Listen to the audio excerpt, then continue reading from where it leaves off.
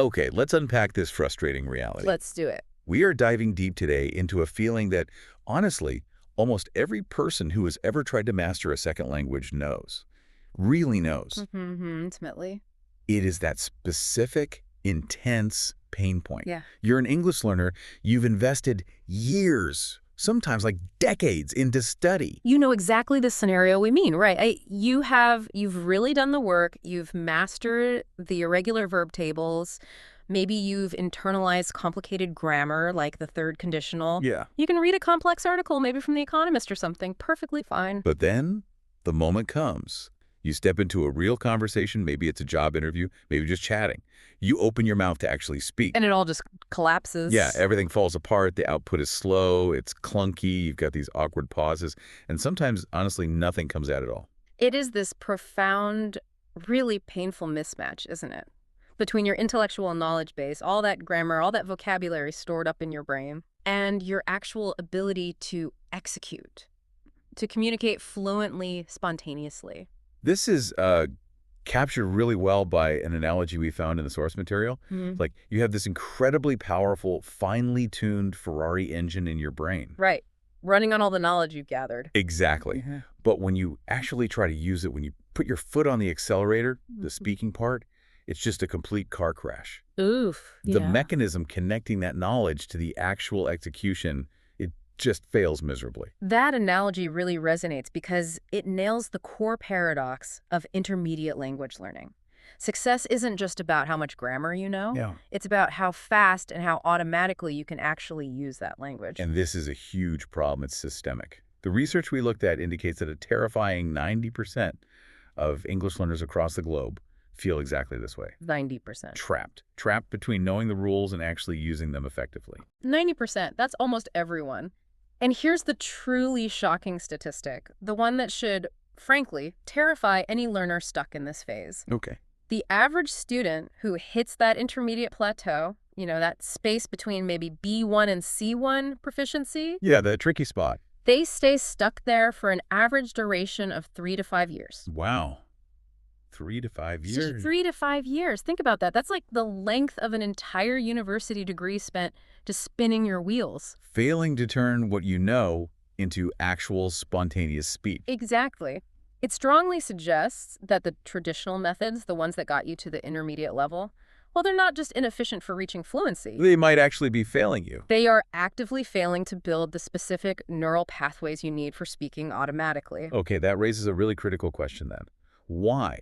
Why is this specific way of practicing spoken English, the one taught pretty much globally, why is it fundamentally backwards? Precisely. The root cause, according to the analysis we're doing today, is that the system for building spoken fluency, it's based on practices that are just fundamentally mismatched to how our brains actually acquire automatic language skills. The focus is wrong. The focus is misplaced. Too much emphasis on analytical knowledge, grammar rules, lists, and not nearly enough on automatic retrieval, instant use. So our mission today is crystal clear. We want to act as guides, help you leapfrog those 3 to 5 years of just being stuck. Yeah. We're going to expose the 5 biggest, maybe deeply ingrained mistakes that keep learners trapped in that intermediate prison. And then, crucially, we're introducing 5, revolutionary practical techniques. These aren't just academic theories. No. They're methods based on how native speakers actually learn languages fast. They focus entirely on converting that stored knowledge into instantaneous output. So this deep dive, hopefully, is going to fundamentally change your whole approach to learning English. Transform it from this frustrating analytical exercise into something that feels more automatic, more intuitive. Let's jump right in. Okay. If you want to speak, you have to change your input source. That brings us straight to secret number 1, the listening revolution. Secret number 1. It's simple, but it's also pretty radical, and it really goes against the oldest tradition in language education. Which is? Stop learning speaking from books. Start learning speaking primarily from massive amounts of listening. Now, I can see why that sounds counterintuitive to a lot of people. We've been taught forever that reading, grammar drills, that's the core of learning. Right. So help us connect this. How does this relate to the bigger picture of just natural language acquisition? Well, what's fascinating here is the natural model. The way we're built to learn. Think about how any person learns their native language, their mother tongue. Okay. It happens through years, literal years, of constant ambient listening. A baby, an infant, they're just passively absorbing sounds, rhythm, tone, the structure of their environment. For ages. For years, before they even speak their first complex word or sentence. They definitely didn't get a textbook with conjugation tables when they were 2 years old. Exactly. They acquire the language passively first, through their ears. Yet, look at most traditional English teaching practices around the world. What do? They immediately introduce speaking exercises through reading, through written comprehension exercises, through drilling grammar rules first. It's backwards. Which really begs the question then. If the natural biological way is listening first, why do educators worldwide keep teaching speaking primarily through reading and written grammar? Is there a reason? There is, and the sources explain this historical context really well. It's crucial to understand it's kind of a cycle, based on limitations from the past, not on what's best practice now. Okay. Think back 50, 60, maybe 70 years ago. If you were learning English in, say, Beijing or Santiago or Cairo, Yeah. how would you actually hear authentic, native, spontaneous English speech? You couldn't. Not easily. It would have been practically impossible for the average student. Right. There was no widespread internet, no YouTube, no podcast, no Netflix. Books and maybe some classroom tapes were the only universally accessible input. So teachers just used what they had. They used the only high-quality material available, which was the printed word. It made sense then. So relying on textbooks was kind of a practical necessity back then. But now we have global, instant access to native audio everywhere. That necessity has totally disappeared. Yet the teaching methodology hasn't fully caught up. The old method just persists because of Yeah, inertia, institutional habit. precisely.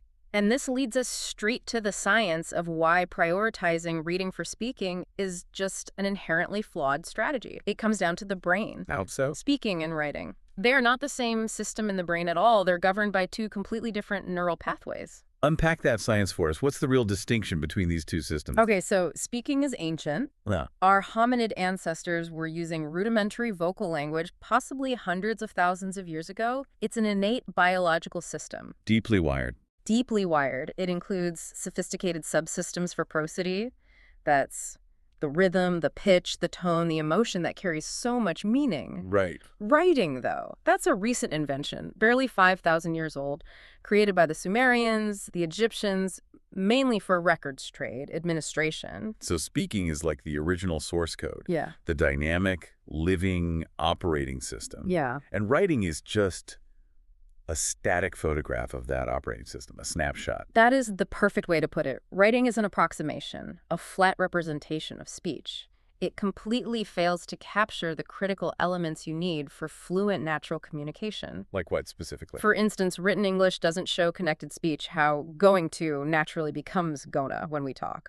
It doesn't capture reduced vowels, how many words get sort of slurred or shortened in rapid conversation. And it definitely doesn't show emotional inflection or those natural pauses we use. So if you only learn from the photograph, the textbook, you're missing the entire dynamic, three-dimensional reality of the spoken language. Absolutely. The absurdity of relying only on books is captured brilliantly by this soccer analogy in the source material. Okay, I like analogies. Imagine Lionel Messi, the global soccer icon, shows up at your door, ball under his arm, asks you to come out and practice drills with him. Wow. Okay. Or, The opportunity of a lifetime. and you tell him, no thanks, Leo. I'm actually going to stay home and read this 500-page book detailing the theoretical movement patterns of a soccer player. That would be completely insane. You'd be passing up the real deal, the authentic, high-value practice for a slow theoretical description of it. Yet learners do this every single day when they prioritize grammar study and reading over just massive amounts of listening input. So let's talk benefits. If we embrace this listening revolution, what changes? The benefits are truly transformational. We found 4 massive advantages highlighted. Okay, number 1. First, you learn natural spoken English. You start picking up the real idioms, the slang, the spontaneous phrasing that people actually use in daily life, not the stilted, overly formal language you often find in older textbooks. Okay, naturalness. What's second? Second, and this is huge for pronunciation, you bypass spelling traps. Ah, interesting. How? When learners only know a word from seeing it written, they often guess the pronunciation based on the spelling rules of their own native language, right? Yeah, that happens all the time. Leading to common mispronunciations. But by constantly hearing the word used correctly, your brain maps the sound directly to the meaning.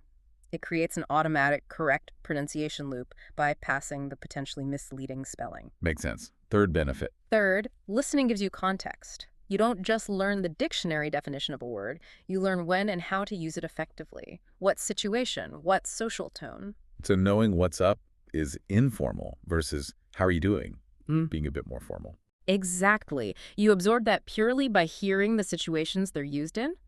Contextual acquisition is vital because language is all about situation. And the fourth benefit? And fourth, it just goes back to that natural, intuitive flow. It's relatively effortless input. It's the way your brain is biologically designed to acquire language. Right. Unlike, say, intense analytical grammar study, passive listening can be woven into your life, commuting, cleaning, exercising. It makes the whole process feel easier, less like hard work. So the foundation is set. Yeah. If you really want to speak fluently, you have to treat listening like breathing. Yeah. It needs to be constant. Absolutely. Use YouTube, Netflix, podcasts, news broadcasts, whatever you can get your hands on. It's accessible everywhere now. This is the authentic source code you need. Okay, so that establishes the crucial input piece, massive passive listening. But then the next challenge is turning that passive input into active, usable knowledge. Exactly. How do you make it stick? Which brings us perfectly to secret number 2, which is all about making it automatic. Right. Secret number 2. Move your functional vocabulary from conscious memory into automatic usage. You need to automate your vocabulary. I find this idea of automation so compelling because it directly addresses that lag time, that hesitation that plagues intermediate speakers. It does. They know the word, maybe, but they have to consciously search for it, then translate it, then apply the grammar. It takes time. It's that autopilot analogy again. Think about learning to drive a manual car, a stick shift. Oh, yeah. Painful memories. Right. When you first started, you had to consciously think about everything. 100% focus on the clutch, the gear shifts, the mirrors. Total concentration. That was the conscious, effortful state. Yeah. But after thousands of repetitions, what happens? You just drive. You don't think about the mechanics. You drive on autopilot. The mechanical function moves to your subconscious. That frees up your conscious brain to focus on the conversation you're having or the GPS directions. The fluency is basically speaking English on autopilot, using the language without thinking about the mechanics. That's the goal. So how do we take the input we got from all that listening and actually hardwire it into that automatic usage system? Yeah, what's the technique? The source material offers a brilliant, really actionable 3-step formula that builds this automaticity. It's like listen, repeat, and juggle. Listen, repeat, juggle. Okay, let's break down those steps, really get into the specific mechanics a learner needs to follow. Okay. Step 1 is naturally listen. Find any engaging English content, podcast, video, whatever. Got it. Step 2 is repeat. When you hear a useful, manageable chunk of language, maybe a phrase or a short sentence that seems useful, you physically stop the content and repeat it out loud immediately. The repetition must be vocalized. So if you hear, say, I love visiting Paris in the summer. You stop and say it. You stop and say, I love visiting Paris in the summer. Out loud. Okay, so that repetition locks in the correct sound, the rhythm you heard from the native speaker. But step 3, juggle. That sounds like where the magic happens for automation. Exactly. Juggling is the key. It means taking that foundational phrase you just repeated and immediately forcing your brain to adapt it by changing just one element. Why does that help? Because it forces the structural pattern, the grammar, to be executed instantly without conscious translation or analysis. You're practicing the pattern, not just the words. Okay, let's use that example. I love visiting Paris in the summer. How would you juggle that? Starting easy. Right. You could start by changing the object, the place. That's often the easiest substitution. Oh. You might say, I love visiting Tokyo in the summer. Then, I love visiting London in the summer. You're practicing that core structure. I love visiting place time. Just slotting in different vocabulary. Okay, that's straightforward. But that's just the beginning. Wow. To build real automation, you have to juggle the structural mechanics, the grammar itself. So we need to escalate the complexity. Instead of just changing the noun, let's try changing the verb tense. That's a huge point of confusion for learners. Precisely. So you immediately shift to juggling the tense. I loved visiting Paris last summer. I would love visiting Paris next summer. Going? I would love visiting Paris if I had the money, see? You're juggling the verb tense, maybe incorporating modal verbs. You're forcing your mouth and brain to execute that grammatical pattern instantly. And we could push it even further, maybe to things like prepositions or negation. Yeah. Those are common sticking points, Yeah, too. absolutely. Start changing the structure around the core phrase. Like, make it a question. Do you love visiting Paris in the summer? Or make it negative. I don't love visiting Paris in the summer. So every single repetition and every forced variation, the juggling, is bypassing that slow analytical part of the brain Yes. and hardwiring that specific structural pattern directly into the usage pathway, making it automatic. This is the critical cognitive shift. Memorizing a grammar rule requires conscious recall, slow, effortful. Listen, repeat. Juggle requires instant automated usage. You're training your brain and your mouth for output fluency. It's so powerful because it makes grammar feel physical almost, Yeah. functional. Yes. You're learning the feeling of correct grammar through using your mouth, not just remembering a rule in a book. It's like kinesthetic memory combining sound and muscle movement. And crucially, you mentioned technology earlier. Modern tools can make this process much smoother now, right? Less friction. Oh, definitely. We talked about specialized tools. The best apps now let you watch authentic video content, like from YouTube or movies. And you can just click instantly to repeat a sentence you just heard. And then right away, they give you space to record yourself juggling that same sentence. So it removes all that manual pausing, rewinding, trying to write things down. Exactly. It transforms what used to be a potentially tedious exercise into a really intensive, focused practice session. Much more efficient. Okay, so for everyone listening today, here's your immediate homework assignment from this section. Do this today. Find one useful phrase from any English source you like. Repeat it out loud. Really focus on matching the native speaker's sound and rhythm. And then juggle it. Change it in at least 10 different ways. Change the object, the time, the verb, make it negative, make it a question. That single exercise, if you do it consistently, is significantly more effective for building fluency than memorizing 100 words from a vocabulary list. Because it converts knowledge into capacity, into usable skill. That's the goal, exactly. That's fantastic. Okay, so we've established the input source, listening. And we've got the method for making it automatic. Listen, repeat, juggle. Right. Now, let's talk about the actual building blocks we should be focusing on within the language.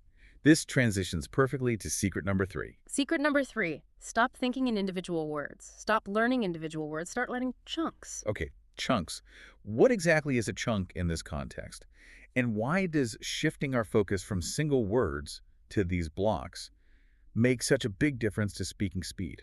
Right, so a chunk, linguistically speaking, is often called a collocation. Basically, it's 2 or more words that habitually naturally go together. Like they're glued together. They're linguistic best friends, they hang out together all the time, they're often highly predictable, and they just sound awkward or even wrong if you separate them or pair them incorrectly. Can you give us some really specific examples that highlight this idea, this dependency between words? Sure, think about the weather.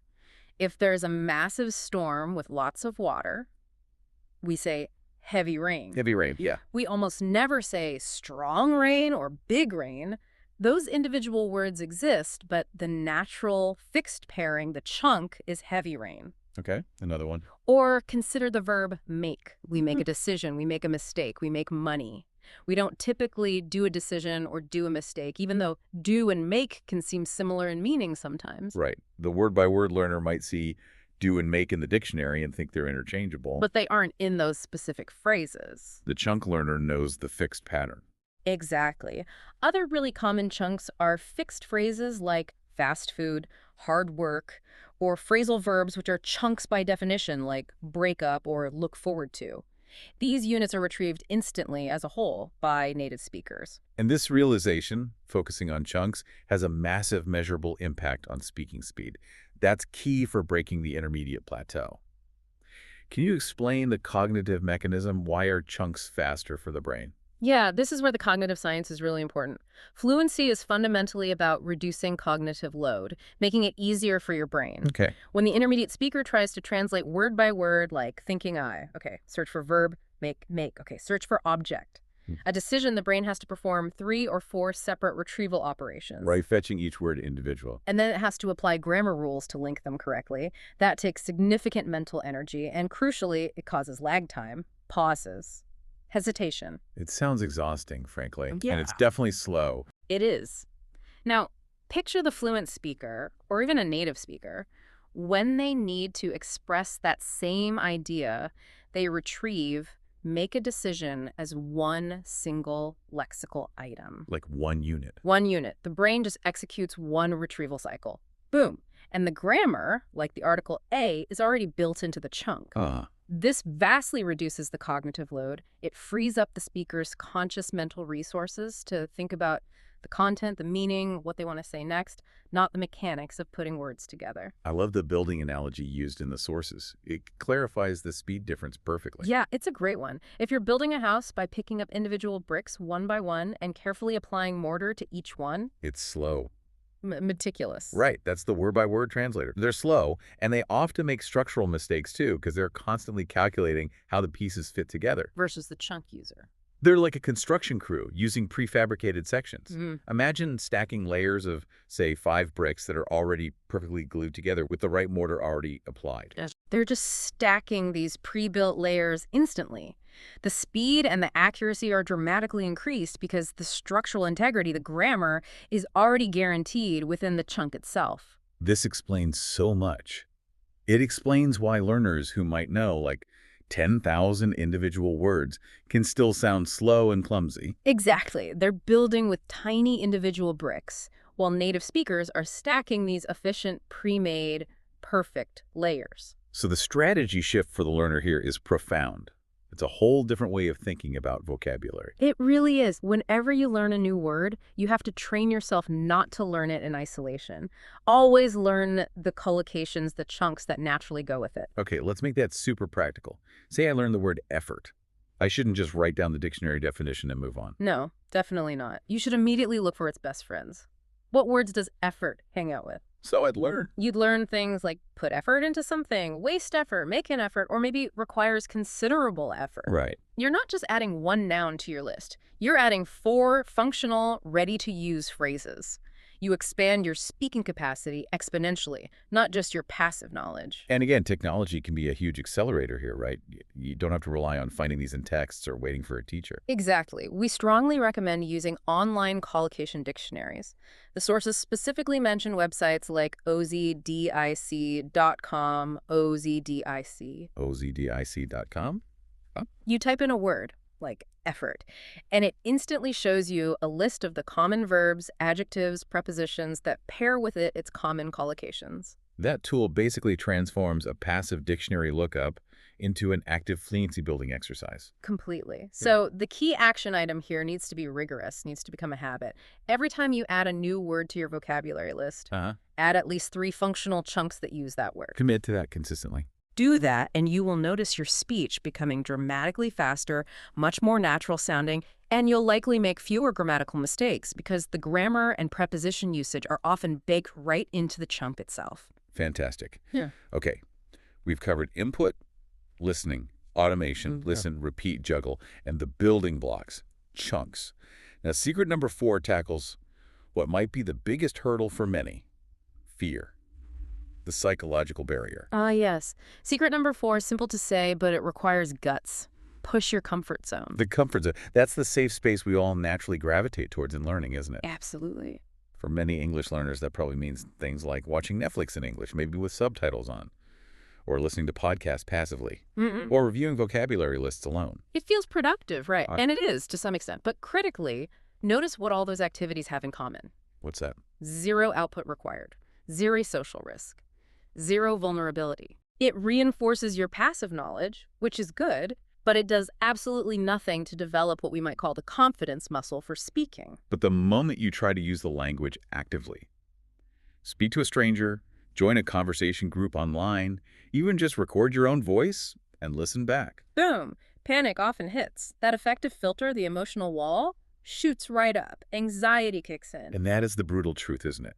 If you never leave that safe space of passive consumption. You will never build real, usable speaking confidence. Real-world English, using it spontaneously, demands interacting with strangers sometimes. It demands making mistakes. Uh-huh. It demands feeling nervous and maybe occasionally feeling a bit embarrassed. That's part of the process. But wait a second. Isn't learning supposed to be about getting things right? Avoiding errors? How do we fix mistakes if we're just out there making them without correction? That's a really great critical question, and the distinction is important. We learn analytical accuracy, grammar rules, through structured study and correction. Yes. But we build fluency and confidence largely through sheer repetition and, crucially, desensitization, making the scary thing less scary. Okay. The goal of pushing your comfort zone isn't primarily to achieve grammatical perfection in that moment. It's to normalize the feeling of speaking under pressure, to make it feel less threatening. So repetition makes the uncomfortable thing feel normal, Yeah, expected. exactly. It transforms it from a high-stakes, terrifying event into just another conversation, a normal part of using the language. This goes back to that confidence muscle analogy you mentioned. It makes sense. Yeah. Think about running. The first time you try to run a kilometer, it feels awful, right? Your lungs burn, your legs ache. Totally. You want to quit after 100 meters. But if you do it consistently, day after day, what happens? The pain subsides, the act becomes easier, more automatic. You train the muscle by applying slight, manageable stress repeatedly. We have to do the same with our speaking confidence. Apply slight, manageable stress. Exactly. The problem for most intermediate learners stuck in that plateau is they try to jump from zero social risk, like watching Netflix alone, straight to a high-stakes scenario, like a job interview in English. Way too big a jump. It causes overwhelm and reinforces the fear. We need a gradual escalation plan, a step-by-step approach. Okay, let's provide that. A clear, maybe 4-step ladder for pushing that boundary gently without causing a total anxiety meltdown. Perfect. Start really small. Step 1. Record yourself speaking for just 30 seconds. Alone. In your room. Doing what? Just talk about your day, your plans for the weekend, describe your room, anything. The key is the act of producing output and hearing your own voice speaking English. That's the first vital psychological hurdle to cross. Just getting used to the sound of you speaking. Okay, 30 seconds recording alone. Level up. Step 2. Step 2. Find a low-stakes, maybe anonymous online language exchange partner. There are tons of apps and websites for this. Commit to just a 10-minute conversation, maybe once a week. Low commitment, low risk. Exactly. If it goes badly, who cares? You'll probably never talk to them again. But you've taken the step of engaging with a real person in real time. Okay. Next level. Step 3. Step 3. Join an organized conversation group. Maybe online, maybe in person if possible. The pressure here is diffused because it's not just one-on-one. Right. More people involved. You get to practice listening to multiple accents, different speaking styles, and responding in a more dynamic, less predictable environment, still relatively safe, often moderated. And the ultimate step. Step 4, the real world. Step 4. Initiate a brief conversation in the actual real world. Ask a stranger at a coffee shop for a recommendation. Chat with the cashier about the weather for 30 seconds. Compliment someone's dog. Quick, spontaneous interaction. Yes. They force real-time usage under unpredictable conditions. Minimal risk, but maximum real-world practice. So each step is just a measured, consistent push against that boundary of fear, of discomfort. And the neural result is incredible. The repetition literally rewires your brain's response. It normalizes the previous terrifying feeling of speaking spontaneously. And you mentioned this normalization has a phenomenal side effect, especially for people aiming for formal tests like IELTS or TOEFL. Oh, absolutely. If you have consistently practiced being nervous, if you've made mistakes in front of strangers dozens of times, if you've handled awkward pauses, then the high-stakes environment of a speaking test loses a lot of its power.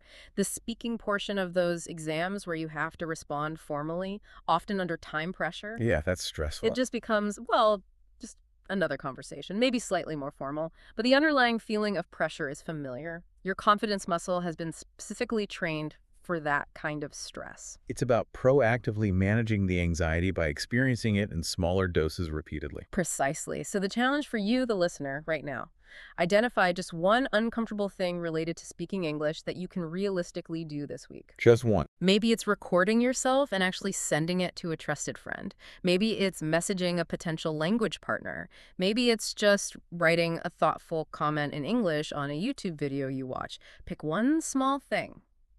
And commit to doing it. Commit to it. That small action starts the confidence flywheel spinning.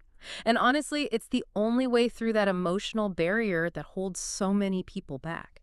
That brings us perfectly to our final secret, secret number 5, which kind of synthesizes everything we've discussed. It's about the overall environment of your learning. Exactly. Secret number 5, immerse yourself in real, natural English, not just textbook English. This feels like it connects back to secret hashtag 1 about listening, but maybe takes it a step further. It's the distinction between learning language in a completely sanitized, safe environment Yeah, the bubble. versus the actual messy, chaotic reality of the real world. You nailed it. The classroom and the textbook create what linguists sometimes call the classroom bubble. It's a necessary protective environment, especially for beginners. It has its place, but it sets highly unrealistic expectations for how real-world speech actually works. Can you describe that bubble for us? What are its characteristics, linguistically speaking? Okay. In the bubble, the teacher typically speaks slowly. They articulate every syllable very clearly. They tend to use simplified sentence structures and controlled grammar. They are often very vigilant, correcting your mistakes almost instantly. They're patient, they're encouraging, their speech pattern is highly predictable, the language feels clean, often lacks strong regional accents or heavy slang. Okay, that sounds comfortable, safe. But what happens when the learner, trained only in that bubble, steps outside into an actual, say, bustling English-speaking city or joins a fast-paced online discussion? Panic. In real life, people speak fast, really fast sometimes. They use connected speech constantly. Gonna, gotta, shoulda. They use filler words all the time. Sort of. Things rarely taught systematically in books. They interrupt each other naturally. They use complex, spontaneous idioms and slang that might not be in your textbook. And critically, they do not pause to correct your grammar. They just expect you to keep up with the flow. So, if your brain has only been trained on the slow, clean, predictable speech of the textbook or the carefully modulated teacher, you freeze.